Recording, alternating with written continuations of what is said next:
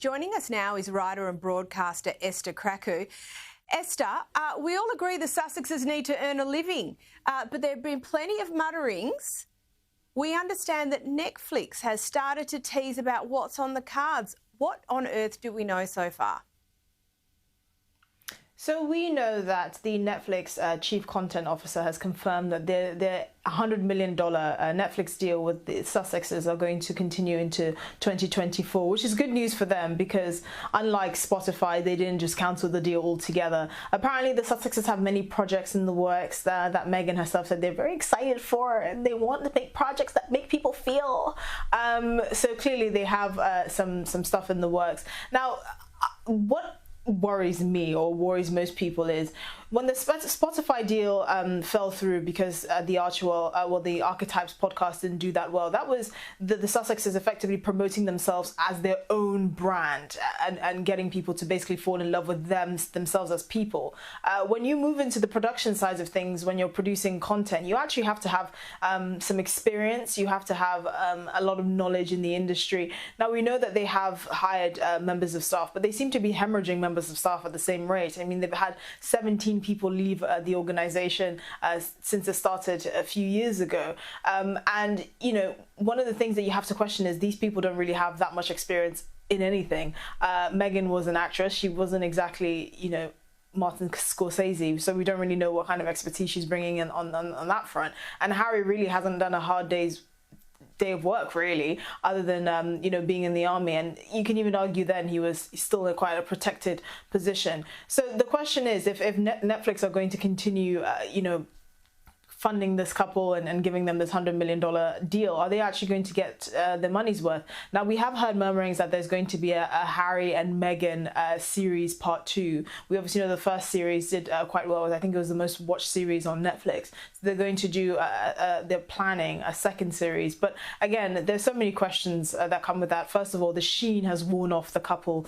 They don't seem to generate as much interest. The intrigue has worn off. Is it going to be, you know, a kind of basically a saga of them whinging about the royal family again? You can't make something like that work a second time. The shine has worn off. So there are many questions as to how that is going to work. But Netflix has confirmed that at least for 2024, their $100 million deal is safe, and the couple will still get a chance to produce content with them. Whether it's content that will resonate with the public, we're not sure. Yeah, I think that's a very fair observation. And now, look, we know the royals have traditionally kept out of politics and the courts. Harry's the first royal to give evidence in 130 years. But the Sussexes have broken that tradition again and commented on a recent US Senate inquiry into the regulation of social media sites. Now, in a statement, they said, amongst other things, we applaud the bravery and determination of the thousands of parents around the country whose advocacy resulted in this hearing.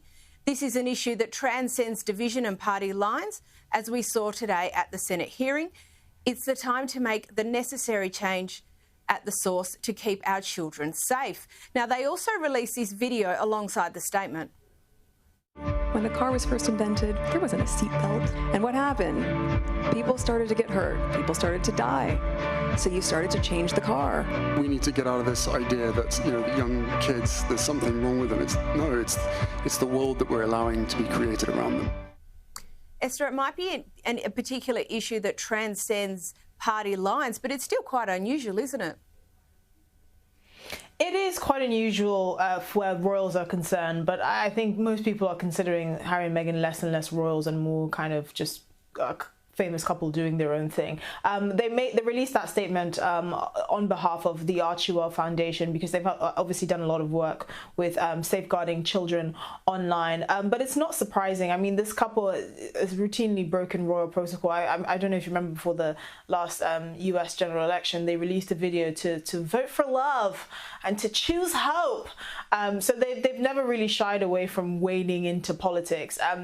With this particular statement that they submitted to the the Senate hearing. I understand why they did it. I understand why the members of the Senate committee wanted them to do it, because obviously it's getting publicity for this hearing. Mark Zuckerberg testified at the hearing as well. So it makes sense and it's very on brand. But if you're talking about sort of what's traditionally expected from royal members of the royal family, this is not it. But they've made it very clear that they're not interested in following any sort of protocol or being active members of the royal family for that matter. Now on to the Queen and Camilla. Look, she's not always been a favourite, but she's played the long game and she has managed to come out as Queen. There's a great piece in Tatler this week about Camilla's evolution from the most hated woman in England to the nation's grandmother. Tell us about it.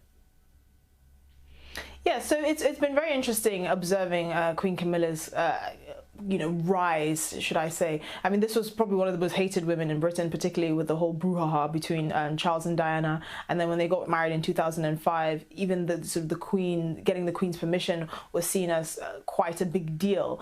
But actually, with Kate out of action for basically until Easter, and the King recovering from prostate surgery, we're really seeing Queen Camilla shine. She's been at the hospital frequently. We've seen her photographs. She's been holding down the fort. She's going to be taking on some of the engagements that King Charles has to take on, as well as Princess Catherine. And she's now really being seen as the glue that's holding the royal family together. I mean, King Charles has been very open about the fact that she's been his support. She's been someone who's really steadied him and really helped him focus. She's always, said that King Charles needs to slow down and he's a bit of a workaholic. And you can see that there's a real benefit, not just to the monarch, but to the country, to have them having this mutual support of each other.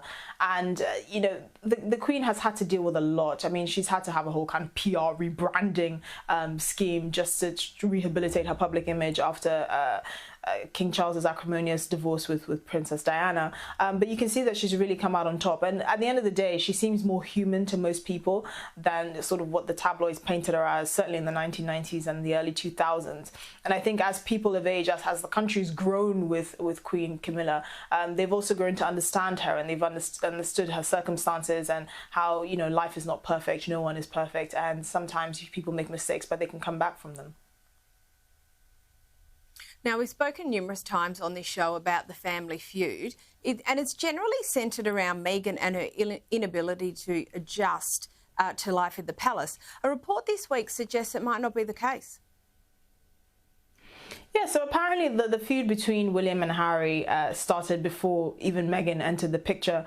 Apparently there were differences between their work ethics and their approaches to various charities, particularly when it came to their charities in Africa and wildlife preservation. So William preferred a more local community approach, where local communities were empowered to actually conserve, animal preservation territory and all of that, where Harry wanted to have a more I suppose active or forceful approach, where he would force external organizations to meet quotas in terms of preserving wildlife. I mean, he did say in his book Spare that he and William got into an argument about Africa, and Africa being William's, as he quotes him saying. But clearly they're both quite passionate about wildlife and their activities in Africa, and they might have a different approach to it.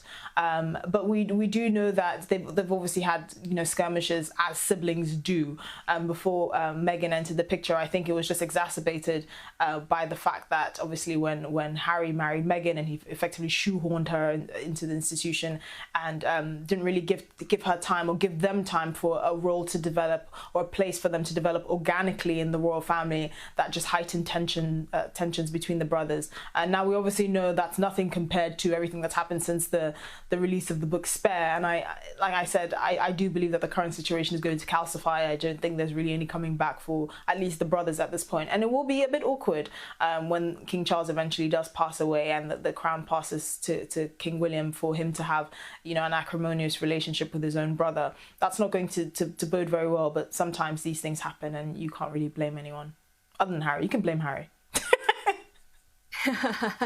Esther Krakue, thank you so much for your insights. Thank you for joining us tonight.